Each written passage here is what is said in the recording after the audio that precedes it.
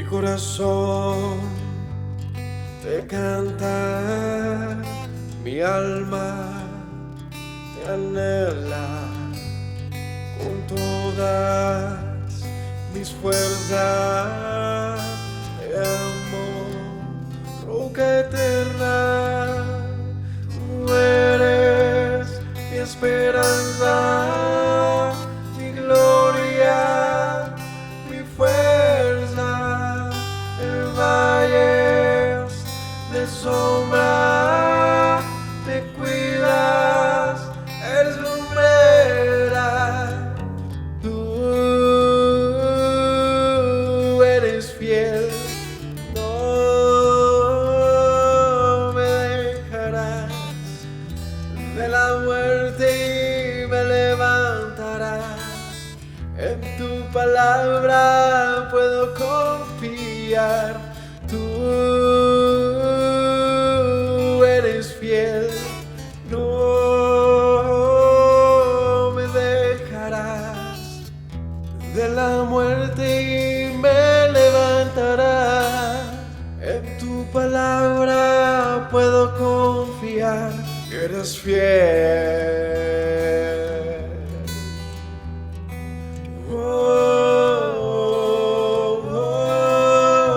Mi corazón te canta, mi alma te anhela con todas mis fuerzas.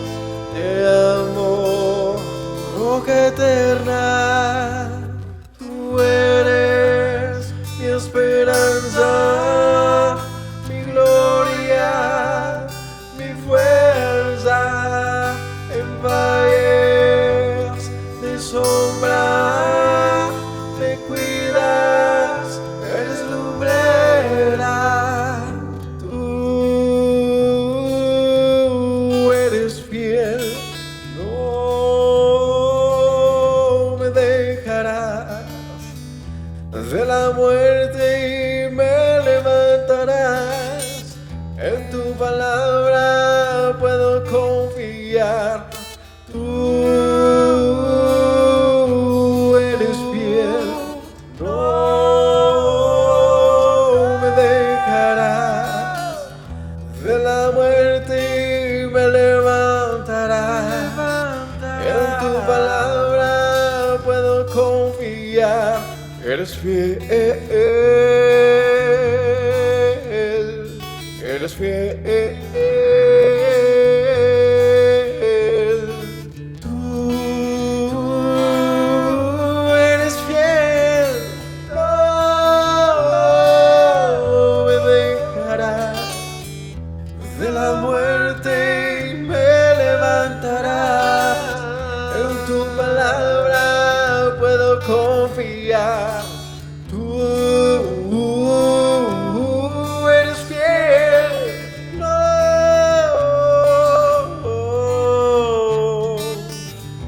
De la muerte y me levantarás. En tu palabra puedo confiar. Tú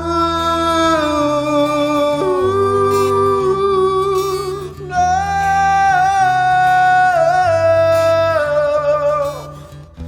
De la muerte me levantarás. En tu palabra puedo confiar. Eres fiel, eres fiel. Tú eres fiel, no me dejarás. De la muerte y me levantarás. En tu palabra puedo confiar.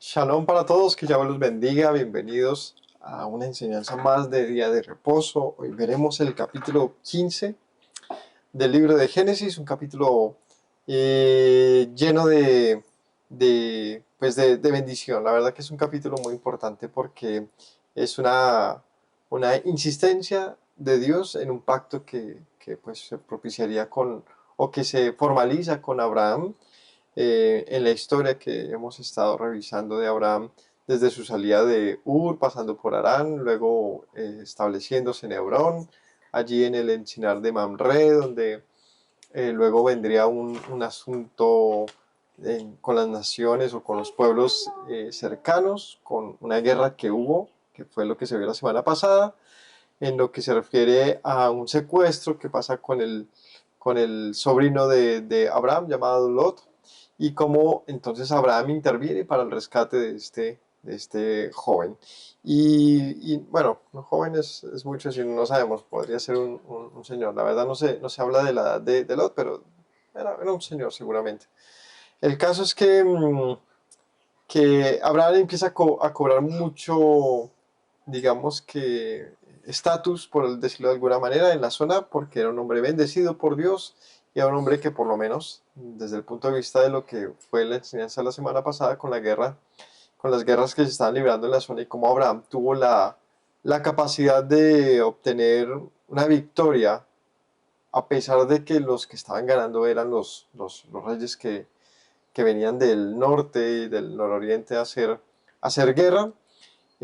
Abraham obtiene una victoria en el rescate de secuestrados y de algunos, digamos, tesoros que habían acaparado estos reinos del nororiente. Y librando así o obteniendo una victoria para las ciudades cercanas, que fueron las ciudades de Sodoma, Gomorra, de Zoar y bueno, otras ciudades allí eran cuatro reinos los que se vieron beneficiados con esto y además de una bendición que eran cinco y eran cinco del norte entonces contra cuatro acá, cinco del sur contra cuatro del norte, y como Abraham es bendecido por un hombre llamado Melquisedec. Hasta ahí queda la historia.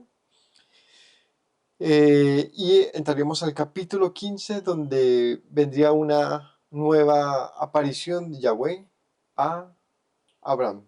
Entonces, como menciono, es una historia muy, muy bonita porque la verdad que el Génesis va a tomarse el tiempo de detallar muchos momentos, muchas historias en relación a Abraham y cómo tuvo una relación de lo más interesante con el Señor. Hoy hablaremos acerca de eso. ¿Qué tipo de relación tenía Abraham con el Altísimo? Y bueno, que el Señor nos dé sabiduría para aprender. Gracias, Señor, te doy por la oportunidad que nos brindas, rogándote que nos dé sabiduría y que nos bendiga, Señor, con tu palabra, que esta sea comprensible en nuestro ser, Señor, que tu Espíritu nos hable y podamos adquirir aquella fe, Señor, que es para nuestra salvación. Te damos gracias en el nombre de Yeshua.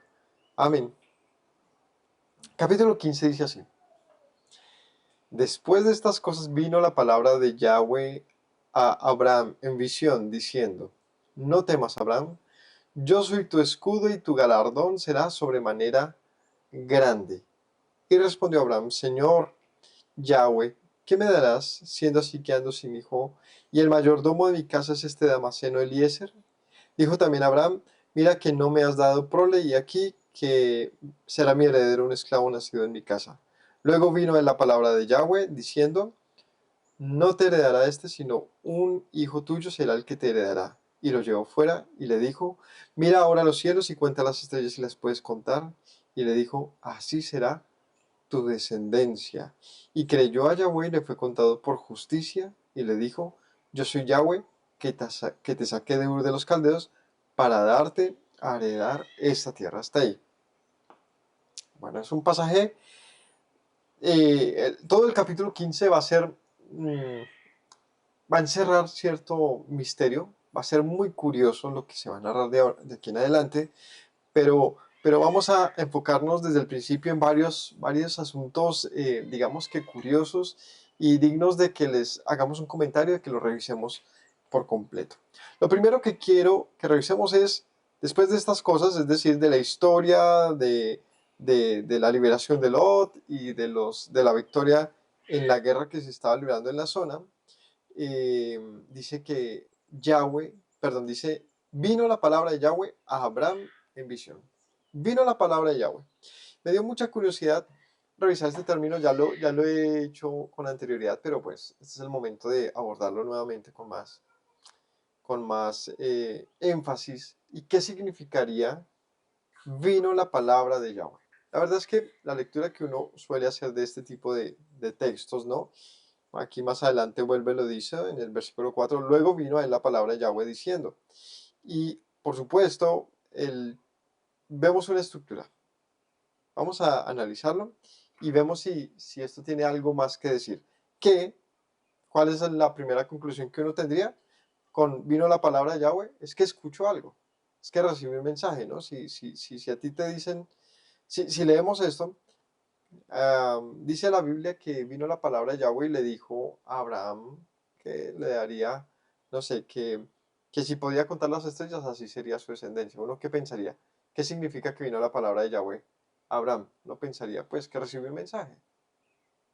Pero hay manera de que este texto tenga quizás alguna información extra que no estamos viendo. Lo primero es la composición de la estructura, que aquí aparece en español la Reina Valera, pero que desde el hebreo tiene una, digamos, en lo que se refiere a cómo está construido en esta versión, una similitud. Es decir, voy a partir del español habiendo revisado primero el hebreo, pero para que podamos entenderlo. ¿Cómo así que un mensaje puede venir de la manera en que se presenta aquí? Es como si ese mensaje tuviese, digamos que ese mensaje o la palabra de Yahweh fuese un sustantivo que está acompañado de un verbo, ¿no? Como cualquier oración, ¿no? Por ejemplo, el niño juega, ¿no? Ahí tenemos un sustantivo común, el niño juega, un verbo, jugar. Aquí viene o juega el niño, ¿no? Lo mismo, según el orden. Juega, verbo, luego el sustantivo. En este caso tenemos algo similar. Un verbo, vino. ¿Quién vino? Uno puede decir un quién. Es un sustantivo, para hablar de este ejemplo, es un sustantivo y un sustantivo representa a un alguien. Es un nombre, ¿no? Y aquí vendría entonces lo que tendríamos que primero identificar. ¿Este nombre que aparece aquí es un nombre propio o es un nombre común? Vino la palabra de Yahweh. Esto es un nombre común, un sustantivo común se refiere a cosas en general que no son en específico. Por ejemplo, un árbol, ¿cierto? Es para referirse a los árboles. Una palabra es para referirse a lo que pronunciamos, a los mensajes, a las cosas. Una piedra, las piedras. Pero un sustantivo propio o un nombre propio es algo que identifica a uno en particular, ¿no? Por ejemplo, Clara, la identifica a ella, a una mujer en particular que se llama Clara, ¿cierto? A Dios, puede ser común o propio según cómo lo estés usando, ¿cierto? Como por ejemplo los dioses, puede hablar de muchos, pero si hablas de Dios en particular, estás hablando de un nombre propio, ¿cierto? Es decir, es la manera de pasar de lo general a lo específico acerca de una entidad o de una identidad. En este caso, ¿será que la palabra de Yahweh es un nombre común o es un nombre propio? La palabra de Yahweh es algo que Yahweh dice, es como por decir, y escuché la voz de Dios. Equivale lo mismo escuché la voz de Dios a vino la palabra de Dios. Eso es lo que quiero que revisemos. ¿Cómo lo vamos a revisar? Primero vamos a ver la incidencia de este texto en diferentes momentos de la escritura y vamos a ver cómo podría, digamos que, podríamos verlo, revisarlo en diferentes momentos, ¿no? A ver, la palabra, dice aquí, vino la palabra de Dios a Abraham en visión, ¿no? La estructura en hebreo dice la siguiente manera. Dice, Ashar Hadebarim, Alech Hayak Devarim, Dabar Adonai, El Abram, Ba Mexabech Lemor. Dice, y vino, vino la palabra de Yahweh a Abraham en visión diciendo. Eso es lo que acabo de mencionar en hebreo. ¿Y qué pasa con esto? Y dice, después de estas cosas, Ahar Hadebarim, aquí viene la primera vez que menciona el término davar, devarim, que significa cosas, ¿no? La palabra davar, que se utiliza para palabras, también se traduce como cosas, momentos, eventos, sucesos, cosas, palabras.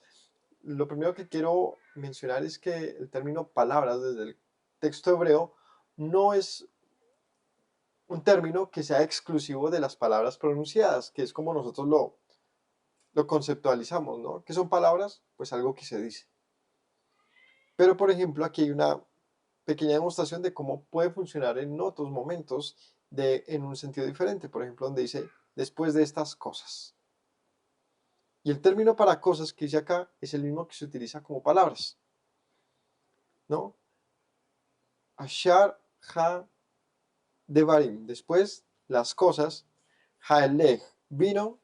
Hayach, davar Adonai. Vino la palabra de Adonai, de Yahweh.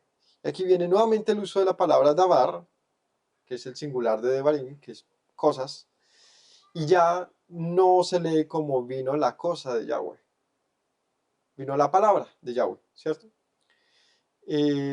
¿Cómo el traductor puede interpretar si es, cómo se traduce, si es una cosa, si es una palabra?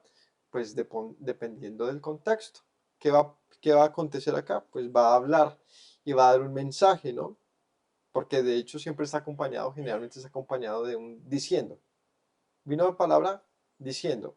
O sea, este evento de que se manifiesta Yahweh trae un comunicado.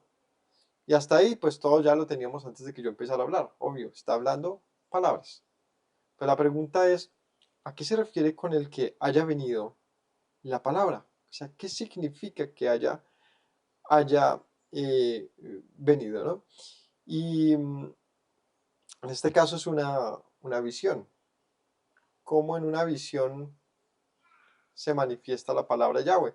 Bien sabemos, en la escritura, siempre que hay una visión, está acompañada de ¿qué? De algo que se ve, si no, no se llamaría visión. Son cosas visibles, como por ejemplo las profecías. Vi en visión, o sea, vi.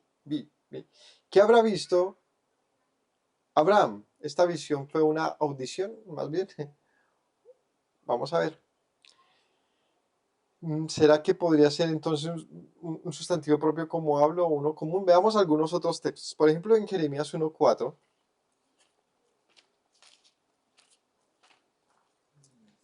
Jeremías 1:4.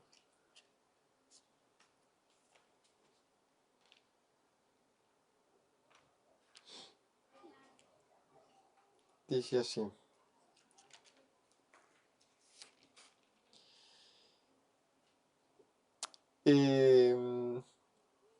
Vino pues palabra de Yahweh a mí, diciendo, antes que te formase en el vientre te conocí, antes que nacieses te santifiqué y te di por profeta a las naciones. Y yo dije, Señor Yahweh, he aquí que no sé hablar, tan, y me dijo Yahweh, no digas tan. Aquí lo vemos de la misma manera, ¿no? Vino palabra de Yahweh a mí, diciendo. Lo curioso nuevamente es el concepto de unas palabras siempre adjuntas, siempre conectadas. Palabra de Yahweh, Davar a Elohim. Palabra de Yahweh, Davar Elohim. O Davar Yahweh. De hecho, se utiliza Davar y luego el nombre divino, Davar Yahweh, palabra Yahweh. Entonces, si leemos el texto, se puede percibir más como una, digamos, manifestación que como un simple mensaje, ¿no? En 1 Samuel 3:21 dice, en 3:21 de 1 Samuel,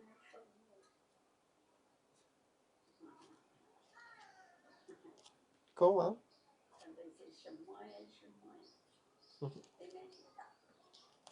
1 Samuel 3:21 dice,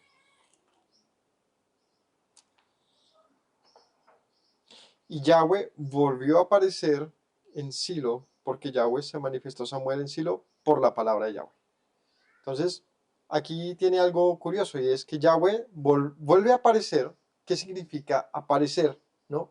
El término hebreo para, para aparecer o manifestarse que se presenta aquí, ah, digamos que cuando tú hablas del término aparecer en hebreo, es algo que se hace visible.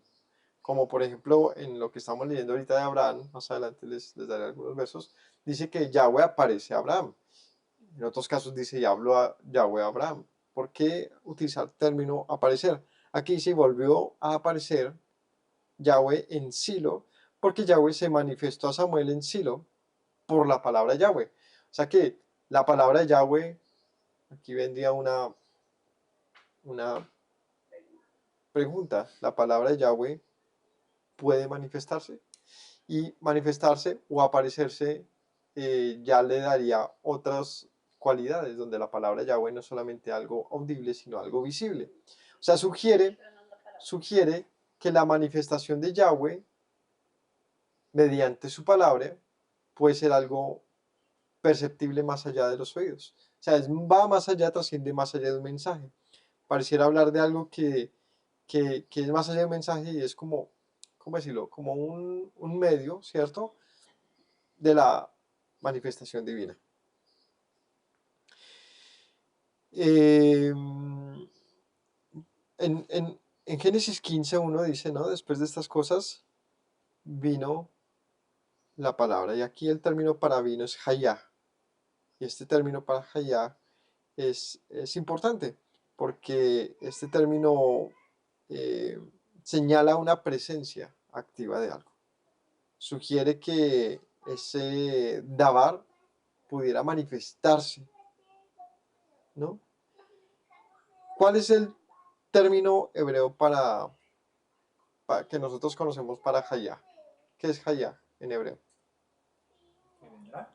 ¿Qué es? ¿El qué es? Es el término que se utiliza para Dios, ¿no? Yo soy el que soy. Es hayá, es ser, hayá. Soy el que soy. Es ser.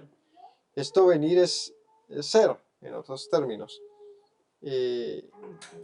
Decir que la palabra de Yahweh es o viene, pues insisto que pareciera el texto sugerir que este que se manifiesta es más que la conceptualización de un mensaje, sino más bien de un emisario, alguien que da un mensaje. Es decir, ¿de qué manera, o en otras palabras, de qué manera Abraham recibió ese mensaje? ¿Fue algo que oyó? ¿O fue alguien que vio que finalmente también entregó el mensaje? ¿Me hago entender? Eh, Ahora, hay muchos textos que utilizan esta figura hebrea o bíblica para referirse al mensaje y vino la palabra de Yahweh. Vino la palabra de Yahweh. Es muy común en los profetas y es la manera en que se refiere a un mensaje recibido. Pero en muchas ocasiones, no en todas, pareciera sugerir que esta manera de referirse a un mensaje recibido también pareciera presentar con el mismo al emisor. Tanto así, esto no es solamente como una hipótesis mía, sino es algo que también es compartido entre la tradición judía. Hay varios targums. Un targum es un comentario bíblico antiguo, es un comentario antes de la era, mejor dicho, en tiempos bíblicos, en tiempos del Tanaj, comentarios que hay acerca de los textos. En los mismos comentarios, estos son posteriores a Babilonia, por lo tanto eran en arameo. A este palabra de Yahweh, ¿sabe cómo se le conocía? En arameo, ¿cómo se le conocía? A Memra. Memra. Ese es el término arameo para palabra. La Memra, la palabra de Yahweh. Es interesante que entre los comentarios tradicionales judíos tiene una corporalidad, es decir, es algo, esta identidad también era entendida como un alguien, más que como un mensaje, es como un alguien, más que una capacidad divina, es un alguien. Y hasta aquí pareciera que estoy filosofando mucho. Pero ¿qué pasa? ¿Qué pasa? Y bueno, no solo yo, diríamos los judíos están filosofando mucho. Pero ¿qué pasa si le abrimos tanto la puerta a esto que lo relacionamos con los escritos de los apóstoles? ¿Ah? Pues cobra un sentido mucho más poderoso y fiel y más verdadero. Vamos a verlo desde, por ejemplo, del caso ¿de quién podríamos verlo? Por ejemplo, en el caso de Juan. ¿Qué pasa si Juan, desde su tradición judía, describe algo que para ellos era conocido pero no entendido, y él dice, eso que nosotros sabíamos pero no entendíamos, se ha manifestado? ¿Qué pasa si la introducción del libro de Juan acerca de la palabra o el logos, la mamre o la dabar, que ahí es donde caben esas posibilidades, pues nos ayuda a entender que lo que ellos ya preconcebían sin profundizarlo, sin entenderlo a cabalidad, Juan lo termina explicando? ¿Qué dice Juan? Juan dice en el capítulo 1 del libro de Juan, dice,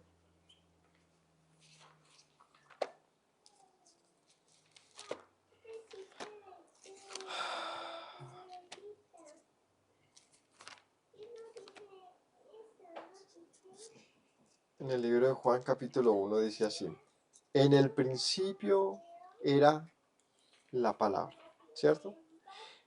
En el principio era el verbo. Esta traducción que llega al español viene de un término en griego que originalmente está escrito como logos, que a su vez es la traducción pues, de lo que Juan, un hebreo, o sí, un hebreo, un judío de la época, habría escrito en su idioma. Es decir, que buscando un equivalente de lo que Juan estaba hablando en su idioma, en su contexto, en su momento, al griego pasa como logos y al español como verbo. Pero si obviamente profundizamos un poco más, nos damos cuenta que ese verbo, que es lo que finalmente pensamos cuando hablamos de palabras, es como cuando pensamos en palabras no pensamos en un alguien, pensamos en una acción. ¿Cuál? La de hablar. Y lo que se habla, lo que se dice, pues tiene que ver con este verbo, algo, digamos que es un habla activa, es algo que está ordenando, que está haciendo. Y por lo tanto es muy poderosa, siquiera también esa interpretación de quienes pasaron estos términos hasta el presente como el término de verbo. Pero logos en griego no significa exactamente verbos, significa palabras, palabras. En el principio era, y si vamos a lo que estoy hablando, la palabra, y el verbo era, la palabra era con Dios, y la palabra era Dios. Esta era en el principio con Dios, todas las cosas por ella, por la palabra, fueron hechas, y sin ella nada de lo que ha sido fue hecho. En ella estaba la vida, y la vida era la luz de los hombres. La luz en las tinieblas resplandece, y las tinieblas no prevalecieron contra ella. Hubo un hombre enviado de Dios, el cual se llamaba Juan, y este vino por testimonio para que diese testimonio de la luz, a fin de que todos los creyesen por él. No era él la luz, Juan no era la luz, sino para que diese testimonio de la luz. Aquella luz verdadera que ilumina a todo hombre venía a este mundo, en el mundo estaba y el mundo por él fue hecho, pero el mundo no le conoció. Ojo, el mundo en el mundo estaba y el mundo por ella, o sea, por la palabra, fue hecho, pero no le conocieron. ¿Cómo así que fue el mundo hecho por la palabra? Bueno, ¿qué dice Génesis? Génesis dice así.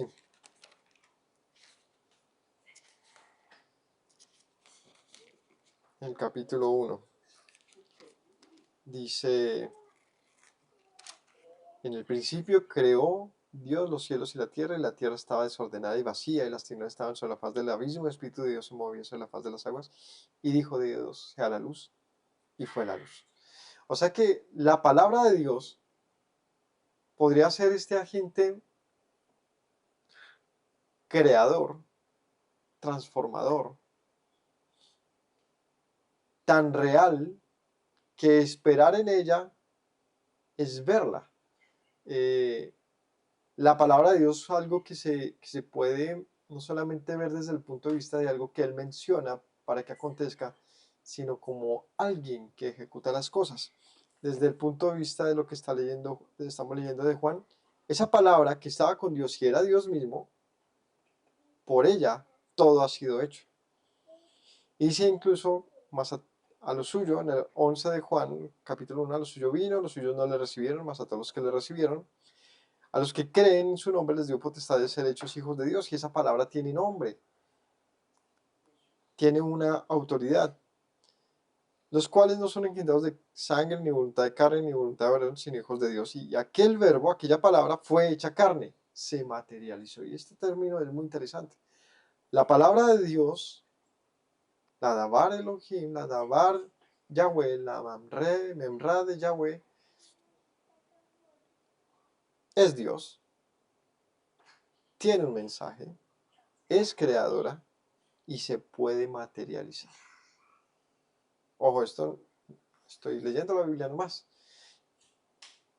Configuro unas preguntas para que marquemos un destino y la Biblia responde. Juan hablándole a sus compañeros judíos, a sus iguales, les dice, hemos oído, como quien dice, les voy a plantear una adivinanza, a ver quién me la adivina. ¿No? Blanco es, gallina lo pone, frito se come. ¿Qué es? Y ayer alguno dijo allá el aguacate. ¿No qué es? El huevo, ¿no? Les está diciendo lo mismo. Una adivinanza. La palabra que venía a nuestros ancestros, que la conocemos como la Mamre, pues se ha hecho carne y ha habitado en medio de nosotros. El Creador, el que estaba con el Altísimo, el mismo Dios, se ha manifestado al mundo a fin de que por medio de él creamos y lleguemos a ser hijos de Dios. Y toda carne, todo el que crea en él, sea partícipe de esta gran promesa. Habitó entre nosotros y vimos su gloria, gloria como del unigénito del Padre. Además le da otra característica más. Esta palabra de Yahweh, que es Dios mismo y se hace carne, es unigénito con el Padre, es decir, tiene una unidad exclusiva, procede del Padre de una manera que nada más lo hace. Lleno de gracia y de verdad, Juan dio testimonio de él y dijo, este es de quien yo decía, el que viene después de mí es antes de mí, porque era primero que yo. De su plenitud tomamos todos gracia sobre gracia. Y 18, bueno, pues la ley por medio de Moisés fue dada, pero la gracia y verdad vinieron mediante Yeshua.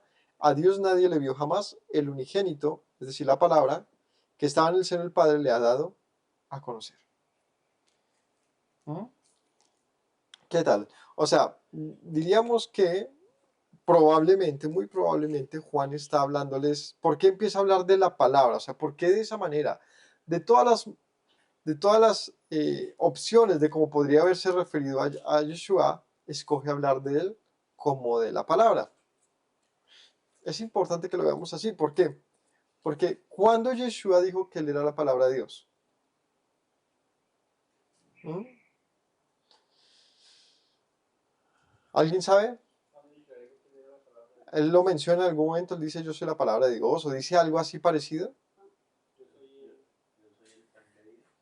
Pero cuando dice que él sea la palabra o algo similar. Porque él dice en muchas ocasiones utiliza el yo soy, ¿no? Yo soy tal cosa, yo soy la puerta, yo soy el pastor.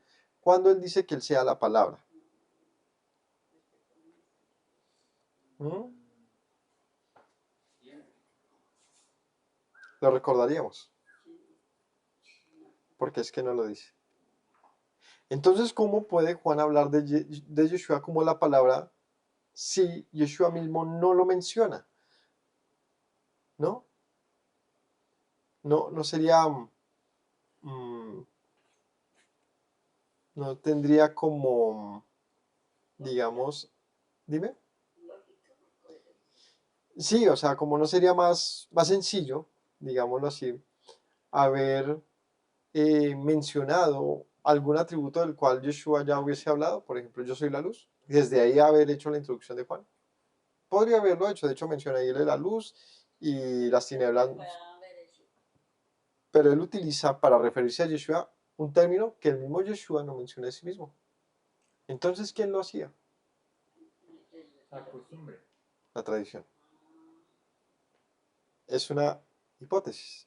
Es decir, ¿qué es una hipótesis? Que la tradición lo diga, no. De que Juan haya abordado este tema desde un punto en que ellos sabían de quién estaba hablando. Nadie podía entender que Yeshua fuese hijo de Dios. De hecho, lo matan, entre otras, lo acusan de blasfemo por decir que era hijo de Dios y por hacerse igual a Dios.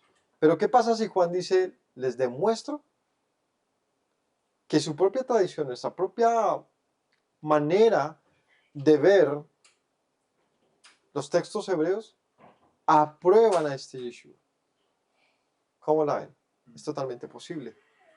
Pero vuelvo, insisto, es una hipótesis. Una hipótesis en relación a la tesis que argumenta Juan en el texto de Juan 1, ¿no? ¿Cómo manifiesta entonces Juan a Yeshua? ¿Cómo lo presenta? Como la palabra de Yahweh. Y a esta palabra de Yahweh, que sí es un término muy bíblico, muy dentro del Antiguo Testamento, muy común, vino a mí la palabra de Yahweh y me apareció la palabra de Yahweh, pues entonces sí le da nombre y sí le da sustancia. Y esta palabra de Yahweh entonces pasa de ser simplemente un mensaje y pasa a ser un mensajero. Ojo, mensajero que por lo tanto tiene un mensaje. Y entendemos por qué. Entonces, cada vez que aparece esta palabra de Yahweh, trae un mensaje, porque ese es su propósito. Pero entonces entenderíamos que hay una relación interesante de Abraham con esta palabra. Y hasta ahí voy a hacer el comentario acerca de la palabra de Yahweh. Entonces concluyo ese punto. La palabra de Yahweh probablemente, así como aparece en la escritura, tal cual su estructura gramatical, sí pretende informarnos que sea un sustento, una persona, más allá de un mensaje, es un mensajero. Y muy concluyentemente, esta palabra de Yahweh sería un término referente más allá de un mensajero común, como, no sé, cómo decirlo de pronto, un ángel, o no sé, le da por eso hablaba hace un ratico, le da un nombre propio, la Dabar de Yahweh, la palabra de Yahweh. La palabra de Yahweh manifiesta declarando un mensaje en nombre de Yahweh. Por eso decía Juan, para que crean en su nombre. Es que quien presenta el mensaje en ese orden de ideas entonces es el mismo Yahweh. Entonces, la palabra Yahweh es Yahweh. Pero revisando entonces según lo que dice Juan, esa palabra Yahweh, ¿quién es? Pues es Yeshua. Porque dice el mismo Juan en el mismo texto, Juan Bautista dice, porque él era antes que yo. Y bien sabemos que Juan era mayor que Yeshua.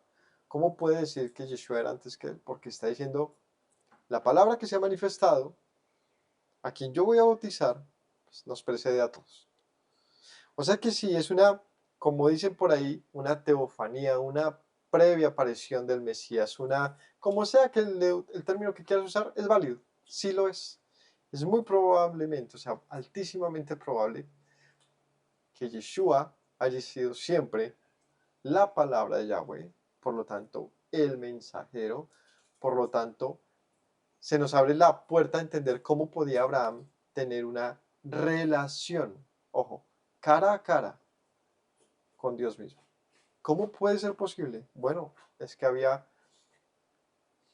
tenía ¿cómo se dice esto? La bendición de poder ser siempre abordado por alguien llamado o conocido como la palabra de Yahweh.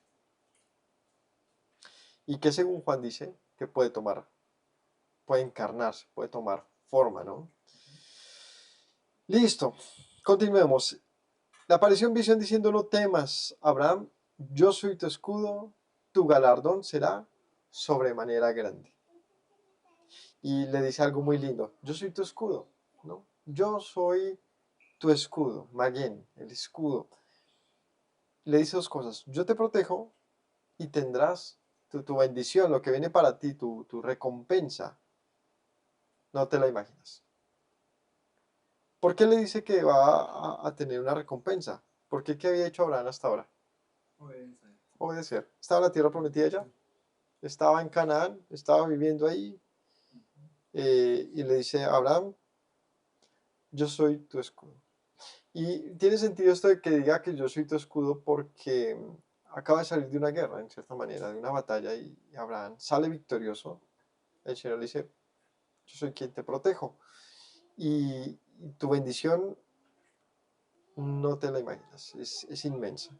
Y viene aquí una historia, entonces ahora sí, muy interesante de cómo va a ser esta interacción, esta conversación entre Yahweh y Abraham. Y le responde a Abraham diciendo, Señor, ¿pero qué me vas a dar?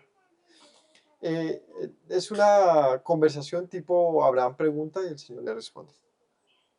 El Señor le dice, te voy a dar algo que no te imaginas. Y él le dice, Señor, ¿y qué me vas a dar? Ando sin hijos y el mayordomo de mi casa, este Damaseno Eliezer, dijo también a Abraham, mira que no me has dado prole. He aquí que será mi heredero un esclavo nacido en mi casa. Luego vino a él la palabra de Yahweh diciendo. Entonces, el Señor le dice, te va a dar algo muy grande y lo que le dice Abraham y es, ¿pero qué, Señor, si no tengo hijos? ¿Por qué el reclamo de, o sea, suena como un reclamo, ¿no? En vez de decirle a Abraham, uy, muchas gracias, lo que le dice es, ¿qué me vas a dar si no tengo hijos?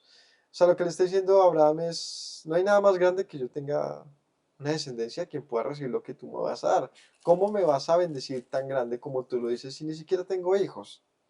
¿Por qué podría haber dicho Abraham esto y no haber recibido la bendición de Dios así, digamos, a ojo cerrado? Pues porque el Señor ya le había dicho antes a Abraham. ¿Qué le había dicho a Abraham antes? Vamos a ir un poco antes al capítulo 12, donde le dice al arranque del capítulo 12, Yahweh había dicho a Abraham, vete de tu tierra y tu parentela y a la casa de tu padre, a la casa que te mostraré, y haré de ti una nación grande, te bendeciré, te engrandeceré tu nombre, serás bendición, bendeciré a los que te bendijeren, a los que te maldijeren maldecirá, y en ti serán benditas todas las familias de la tierra. Más adelante en el versículo 7 dice, y apareció Yahweh. Apareció, este es el término que hablábamos ahorita, si se manifiesta, es visible, Vayelech, creo que es el término hebreo, aparece Yahweh a Abraham y le dice, a tu descendencia daré esta tierra, a tu descendencia, le está hablando de hijos, edificó allí un altar a Yahweh que le había aparecido, o sea, Abraham tiene una relación particular con Yahweh, ¿no? Yahweh le habla a Abraham, Abraham ve a Yahweh porque dice que le apareció a Yahweh e insiste, hizo un altar donde le había aparecido. Y más adelante, aquí en el mismo capítulo 12,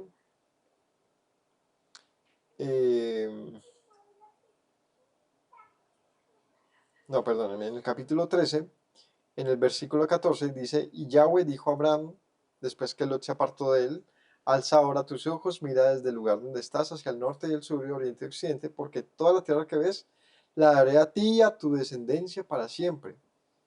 Y haré tu descendencia como el polvo de la tierra, que si alguno puede contar el polvo de la tierra, también tu descendencia puede ser contada.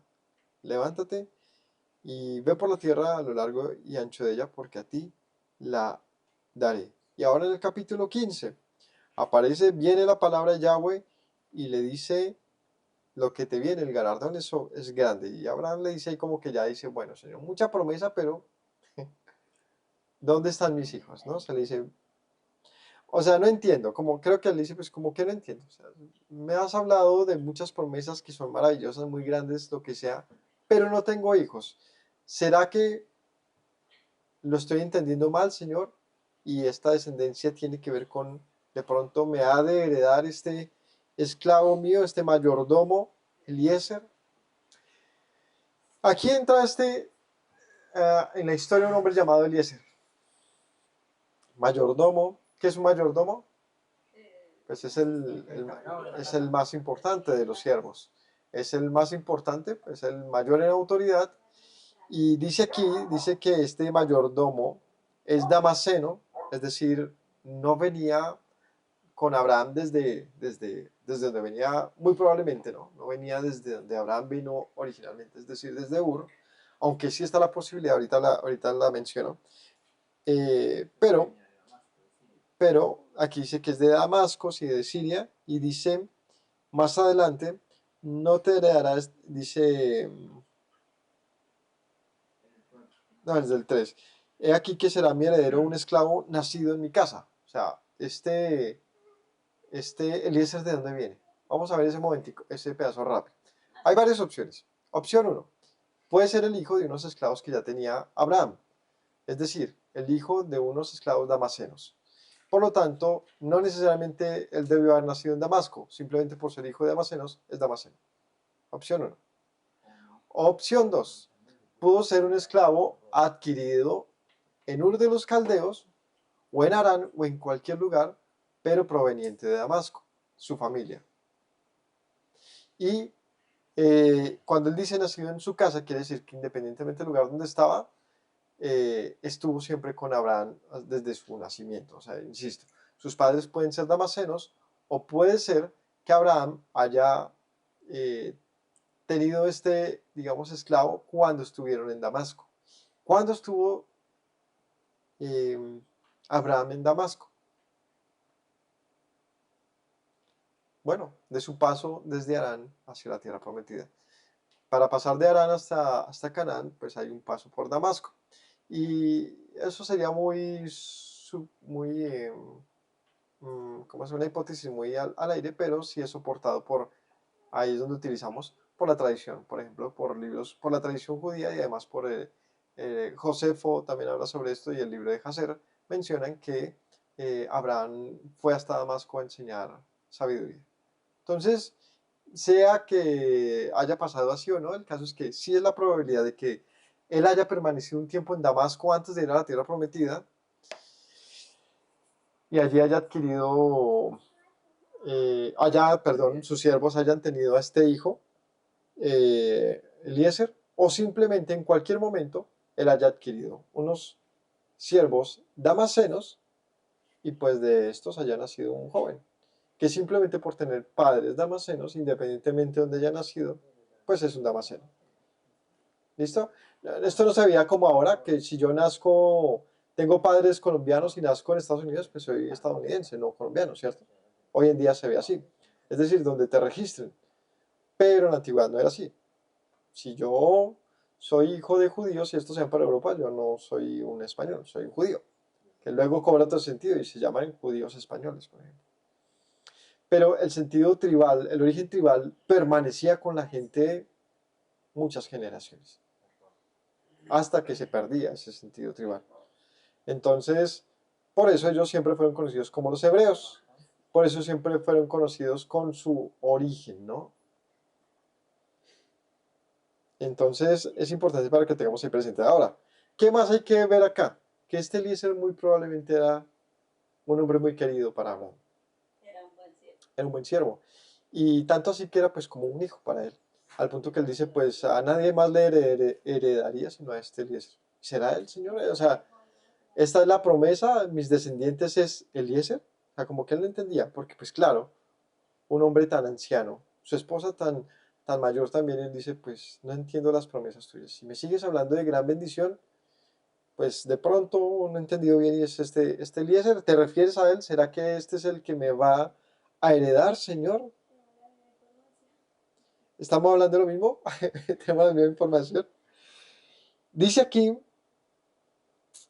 continuando, 3, entonces dijo también Abraham, mira que no me has dado prole, he aquí que será mi heredero un esclavo nacido en mi casa. Luego vino en la palabra de Yahweh diciendo, no te heredará sino un hijo tuyo será el que te heredará. Ah, bueno, otro dato importante es que cuando un siervo nacía en casa era mucho más, digamos, tenía más valor, y además, o sea, valor en el sentido de la relación, la cercanía con,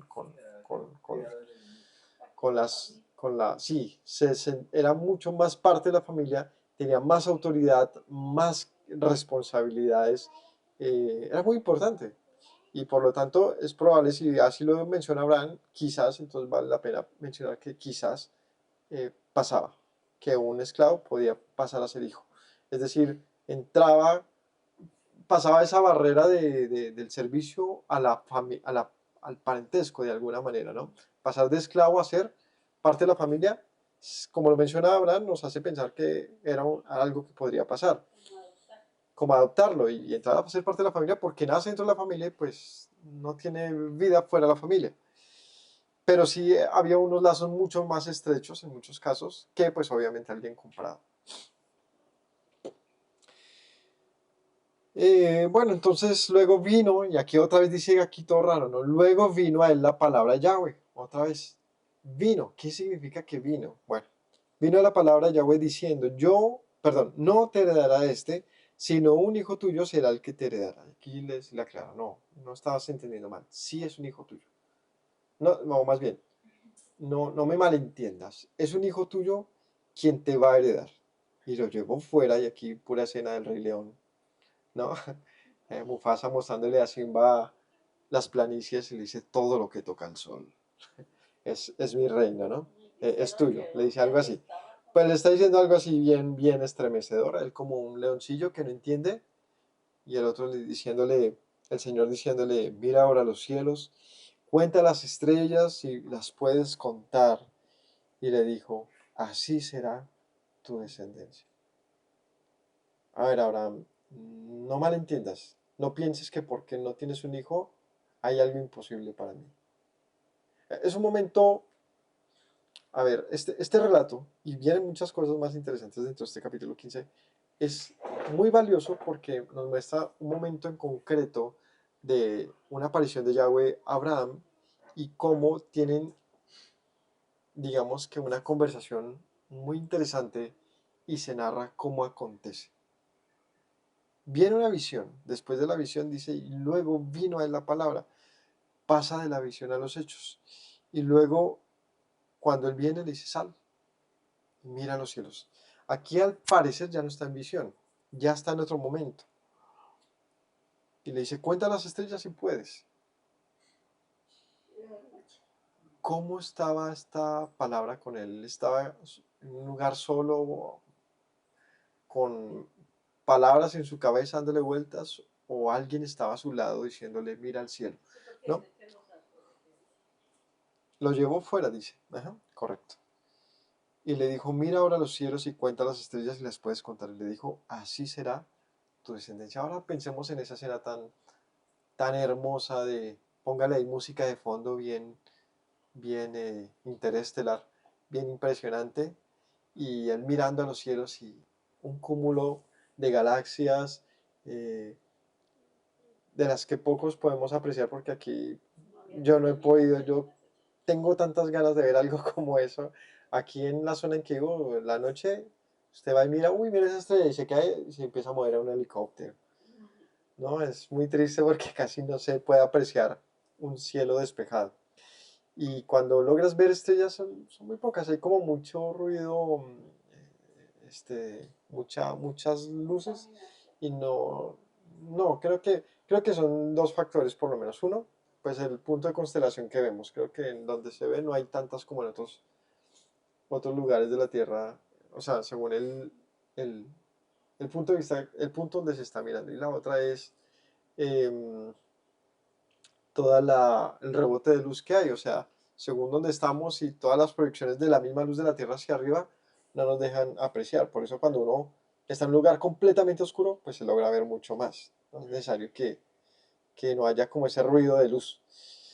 Pero sea como sea, sé que hay lugares en la Tierra que se pueden ver impresionantes. ¿No? Aquí lo más cerca, en el desierto de la Tatacoa, es un lugar conocido porque puedes llevar allá tus telescopios y apreciar unas noches estupendas, pero sin duda he visto imágenes en internet de lugares donde se ven unas noches tremendas, o sea, un espectáculo que, insisto, me gustaría conocer, pero seguramente Abraham lo tuvo.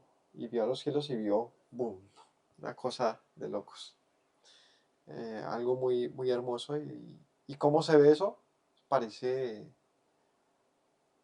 o sea, eso es algo que ¿por dónde empieza uno a contar, no?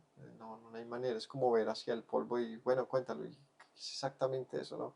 No hay algo que tenga sentido para uno en esa en esa declaración, cuéntalo. Es como, es imposible. Bueno, eso es lo que te estoy diciendo, Abraham, es que tus descendientes no tendrán forma de ser contados. Y aquí viene una frase preciosa. Y creyó Abraham a Yahweh y le fue contado por justicia. O sea, Abraham no preguntó más. No se rehusó a como, "Uy, Señor", como Moisés diciendo, no soy bueno para hablar, ¿no? Que le empieza al Señor a decirle, bueno, ya me estoy cansando, Moisés, deja. No, Abraham inmediatamente, seguramente se conmovió su ser y dijo, Pues lo creo", ¿no? Y esta es la primera vez que aparece el término creer en la Biblia. Esta es la primera vez que aparece el término para creer. ¿Pueden mirar cómo se dice en hebreo? Creo que es Amán. Y es donde viene la palabra emuná también. Es decir, una creencia en base a la fe, en base a la fidelidad. Es decir, Abraham cree esta palabra tanto así dentro de su ser que fue suficiente, contado ya como justicia, como si hubiese hecho una obediencia plena al Señor. ¿Cómo puede pasar esto? Es que el creer, aquí voy a decirles algo importante que lo escuchemos, creer es un mandamiento. Creer es quizás el origen de nuestra propia corrupción. ¿Me ayudas a cerrar las ventanas, por favor? Porque el problema con Abraham y Eva en el huerto fue que ellos no creyeron a la palabra de Yahweh y esto se convierte en ellos en un juicio inmediato, y no solo para ellos, sino para la humanidad. El no haber creído a Yahweh, haber puesto en duda sus palabras. Creer, por tanto, es el principio de la redención. Creer significa abrirle las puertas al Señor y decirle, aquí estoy. Creer es sin duda el acto más profundo que Dios espera de nosotros. Y lo voy a decir de esta manera, incluso más allá de la obediencia. Porque obedecer se puede hacer incluso por costumbre. Obedecer puede hacerse por miedo.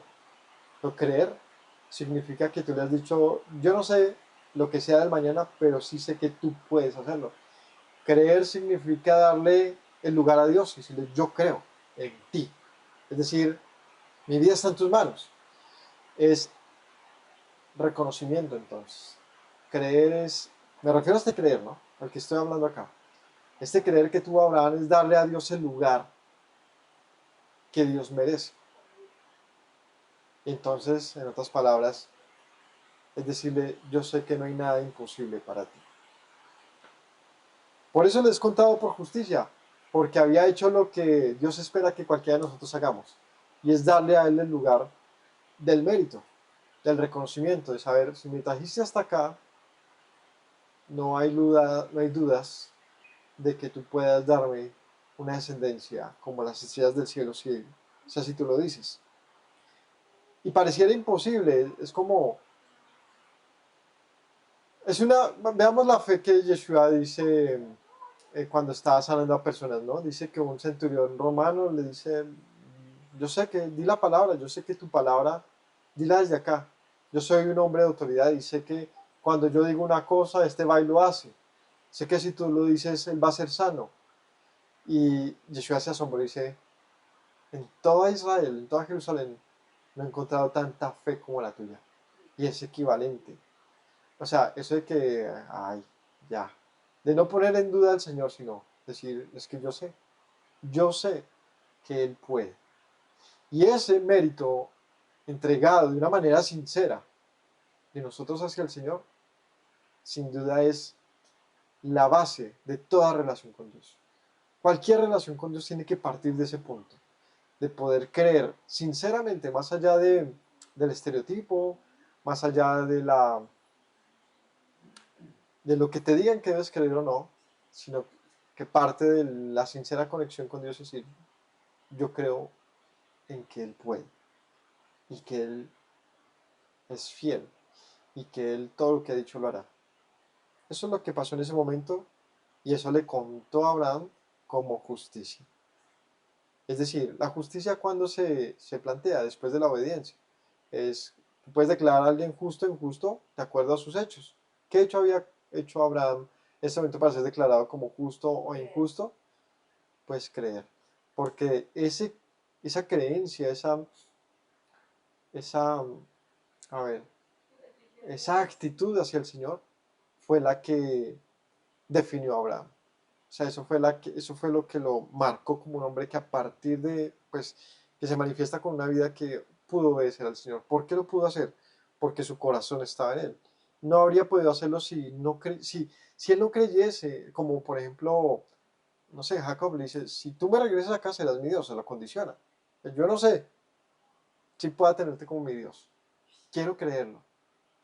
Pero sé que si tú me regresas acá, va a ser así, ¿no? Es una fe, si nos fijamos, diferente, pero más bien diferente en el sentido de que se da en momentos diferentes. Porque el Señor mismo le dice a Abraham, yo te llevaré allá, y lo lleva hasta allá, y Abraham cree. Ahora con Jacob, Jacob es el que dice al Señor, si tú me regresas acá, entonces yo creeré. Entonces, es diferente en cómo se presenta, pero finalmente, si lo analizamos, es la misma. Y es una de, si Dios cumple, yo no tengo razones para dudar. Y le dijo, yo soy Yahweh que te saqué de Ur de los Caldeos para darte a heredar esta tierra. Y él respondió, Señor Yahweh, ¿en qué conoceré que la heredaré? Y le dijo, tráeme una becerra de 3 años, una cabra de 3 años, un carnero de 3 años y una tórtola también y un palomino. Le trae 5 ofrendas, ¿no? A la pregunta de, ¿qué es lo que le pregunta a Abraham? ¿Cuál es la señal? O sea, ¿cómo sé que esto ha de ser así, ¿no? Y esto es muy común en casi que todos los textos donde habla de de alguna promesa, le pregunta, bueno, ¿cuál es la señal? ¿No? ¿Qué significa una señal? ¿Qué es? ¿Cuál es el testimonio? ¿Cómo yo sé que ha de ser así? O sea, ¿cómo sé que no, que puedo confiar en esto, ¿no? Que le dice, tráeme entonces estas 5 cosas, ¿no? Un becerro, una cabra y un carnero,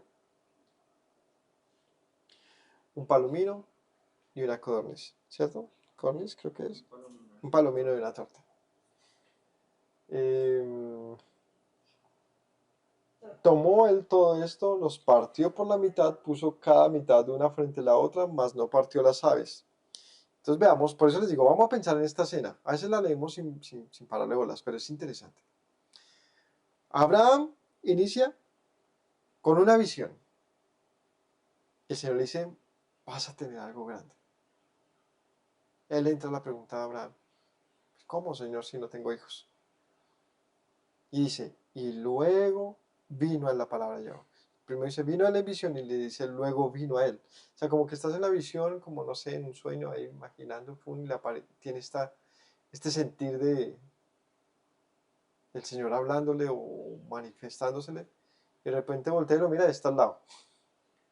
Y le dice, vamos. Lo saca, le dice, mira los cielos. Así serán tus descendientes. Y él, me imagino así, sonriente, con esa certeza de que es real, yo creo. Y luego le dice, y el Señor, eh, te saqué de Ur para darte esta tierra, a ti y a tus descendientes. Y él le dice, Señor, ¿y cómo sé que esta tierra va a ser mía? ¿Cómo sé que la voy a heredar? No es mía, no me pertenece. O sea, yo puedo, como decía por ahí un pastor, pues ponga la mano encima de un Ferrari que usted dígale, por fe este es mío. No, no puede decir eso porque no es suyo. Pues Abraham le está haciendo esa pregunta. ¿Cómo yo sé que esta tierra la voy a heredar? No es mía, yo no tengo ancestros acá. Y el Señor le dice, vamos a hacer esto. Tráeme 5 ofrendas, ¿no? Un becerro, 2 vacas, una cabra, un carnero, una tórtola y un palomino, ¿no? Los 5 tipos de ofrendas 5 tipos de animales en ofrendas que se utilizaban, ¿no? Eh, vacuno, ovejuno y caprino. Y además, ¿cómo? Y palomino. Y torta. ¿Sí? Y las aves. Esos son los que siempre se utilizaban en las ofrendas. Entonces, sigamos pensando. Él está fuera en la noche o en la tarde y se dividen los animales, los corta y los pone uno frente al otro, dejando un lugar donde se pueda caminar. Tac, tac. Tomó el todo esto y los partió por la mitad, puso cada mitad enfrente a la otra, mas no partió las aves. Descendían aves de rapiña sobre los cuerpos muertos y Abraham los ahuyentaba. ¿Cómo así que, a ver, cómo podrían haber aves de rapiña a menos de que pues que ya llevará tiempo esa ofrenda ahí?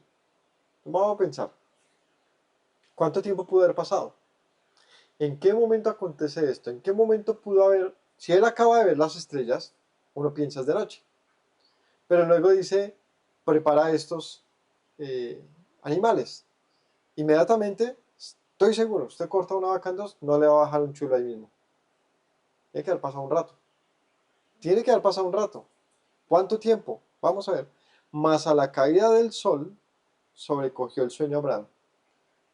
Señor, muéstrame una señal acerca de esto. Ok, preséntame esto. Y él puso eso ahí y se quedó ahí.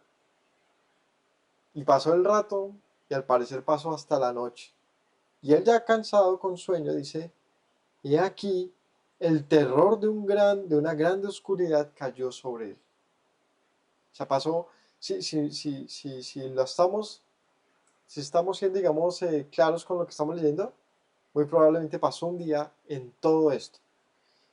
Y mientras él estaba ahí como cabeceando, cansado, no pasó nada con los animalitos, hay muertos ya, tanto así que ya empezaron a herir y los animalitos, las aves de rapiña empezaron a tratar de cogerlos. Y dice que llegada la noche cayó un gran temor de grande oscuridad sobre él. O sea, él sintió, bueno, esto no pinta bueno, o sea, como que estaba todo muy lindo, de repente ahora unos animales hay muertos, no me respondió el Señor de esto, cae la noche, y entonces dijo Yahweh a Abraham, ten por cierto que tu descendencia morará en la tierra ajena, morará en tierra ajena, será esclava allí, será oprimida 400 años, mas también a la nación a la cual servirán juzgaré yo. Después de esto saldrán con gran riqueza, y tú vendrás a tus padres en paz, y serás sepultado en buena vejez.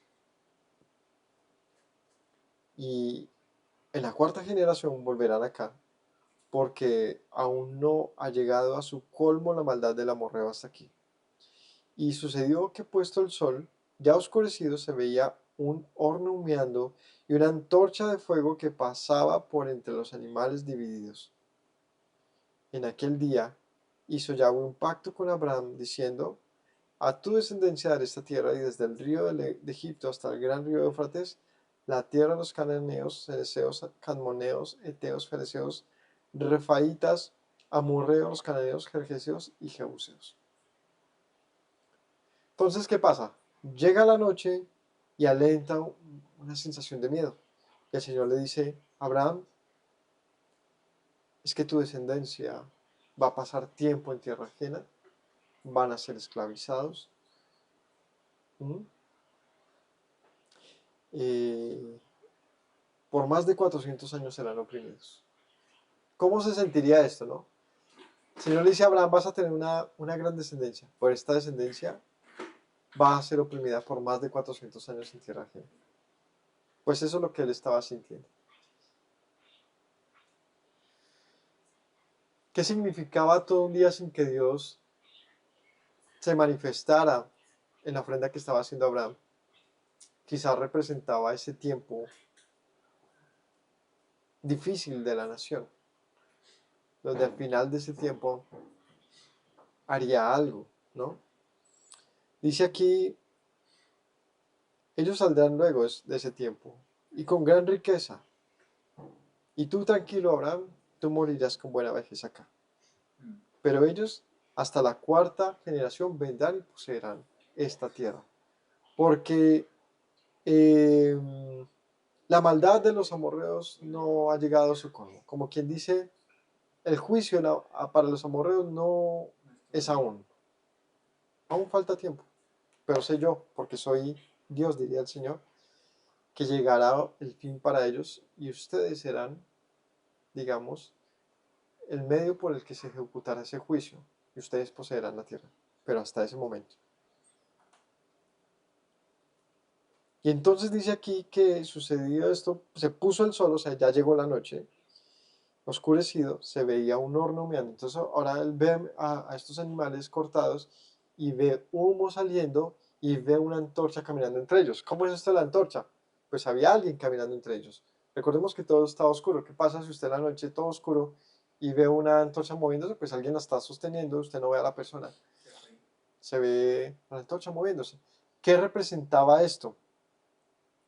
Él acaba de ver que su ofrenda había sido recibida. Acaba de ver que su ofrenda había sido recibida. Era la señal. Recordemos que se establecía un altar cada vez que se recibía un pacto y una señal. En aquel día Yahweh hizo un pacto con Abraham, dice, diciendo, a tu descendencia daré esta tierra desde el río Egipto hasta el río Grande, el río Éufrates. Y este asunto es algo muy interesante. ¿Cuál es la tierra prometida? Pero ¿qué tan grande es? ¿Qué tan grande es? No. ¿De dónde va? Del norte al sur, del oriente al occidente. Aquí dice Del Éufrates hasta que desde el Éufrates hasta el río de Egipto. ¿Cuál es el río grande de Egipto que menciona aquí? ¿Ah?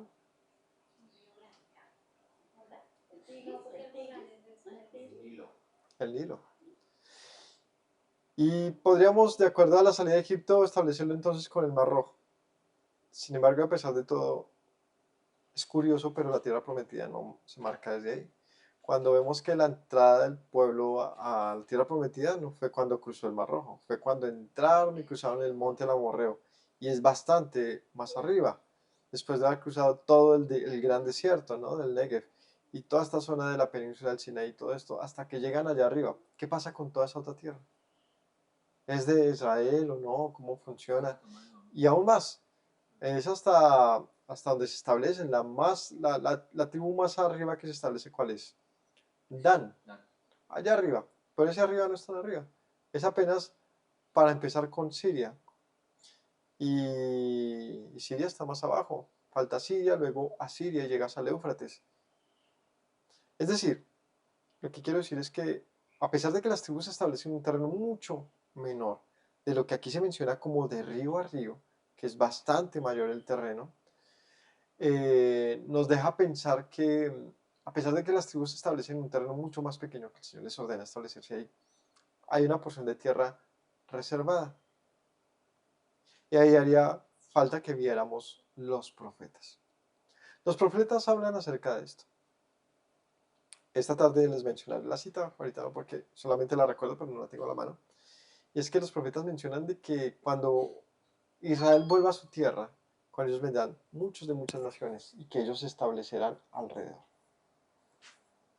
Es decir, que cuando Israel retorne, en el sentido que esto represente, pero habla de una manera muy interesante de cómo ya no cabrían, entonces se asentarían alrededor de Israel en tierra prometida. ¿Y cómo es posible? Bueno, es que la tierra prometida es más grande de lo que pues está siendo, digamos que, eh, de lo que está asentado actualmente y lo que estuvo en su momento Israel. De hecho, sus límites siempre cambiaron.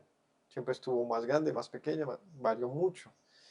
Pero el Señor se establece aquí lo que es realmente la porción de la tierra prometida. O sea, la promesa a Abraham es algo que excede los límites de lo que Israel siempre ha estado. Es mucho más grande.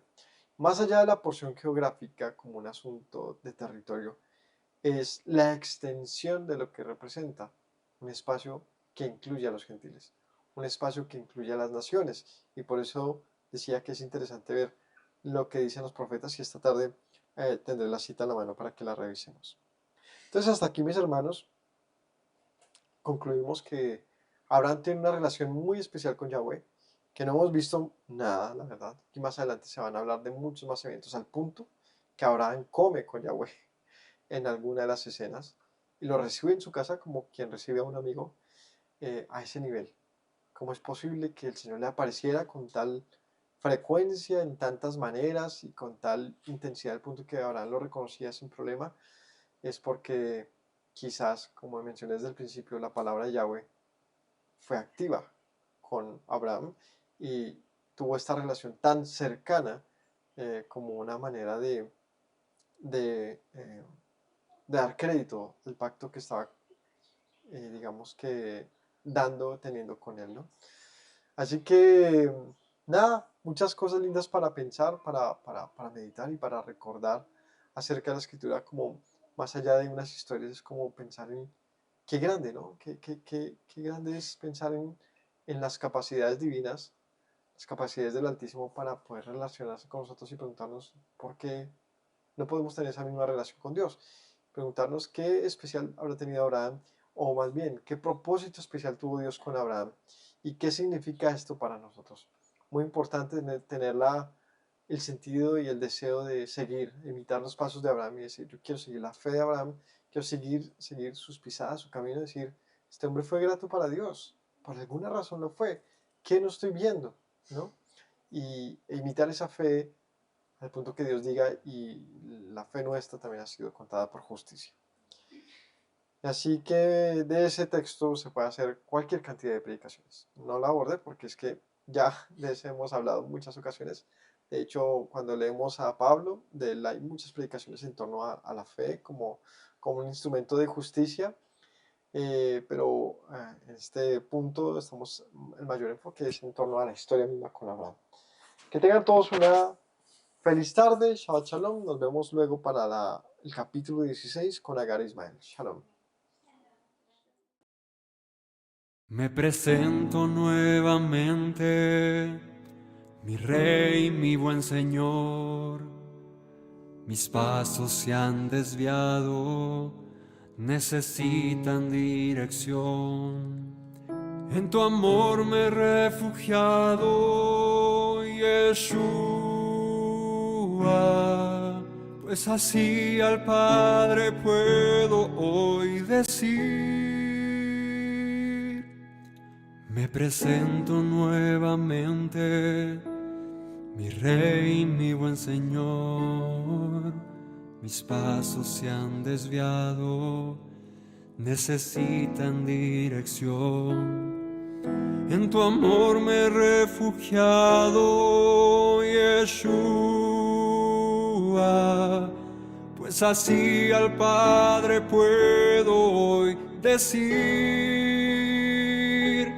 Abba, Padre, Baruch atah, Señor Dios nuestro Rey de eternidad. Abba, Padre, Baruch atah, Adonai Eloheinu melech haolam.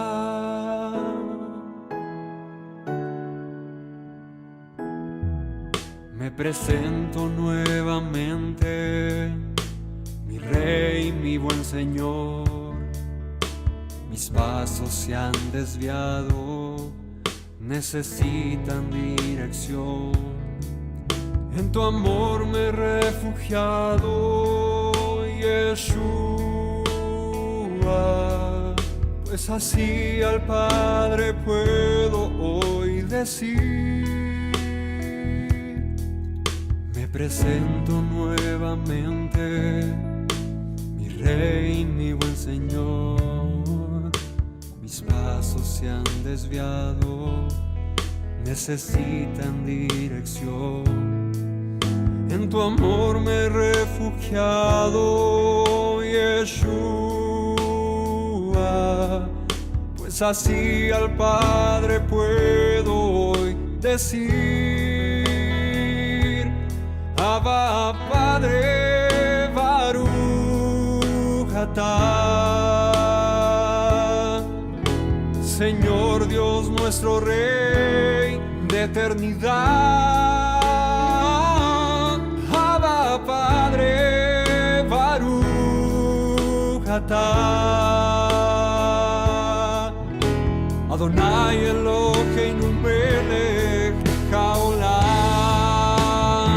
Diste tu hijo con devoción, sacrificio de amor, hasta la muerte el seguirlo para darme salvación.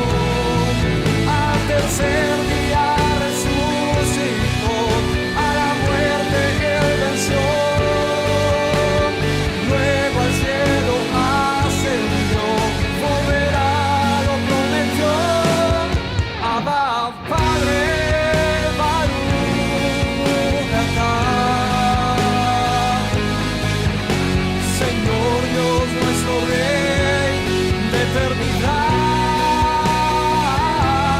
Abba Padre, Baruch atah.